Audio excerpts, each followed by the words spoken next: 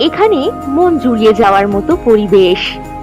দারুণ সুন্দর এই লোকেশন। এই জমির একদিক বরাবর পাবেন 20 ফুট রাস্তা। রাস্তা বরাবর এই জমির ফ্রন্ট পাবেন কম বেশি 250 ফুট। এখান থেকে ছাতনা রেলওয়ে স্টেশন পাচ্ছেন কম বেশি 23 কিলোমিটার দূরত্বে। জমির পাশেই তৈরি হচ্ছে একটি বড় প্রজেক্ট। এটি উঁচু জমি। এখানে পাবেন ইলেকট্রিকের সুব্যবস্থা। এই জমির পরিমাণ কম বেশি 10 বিঘা।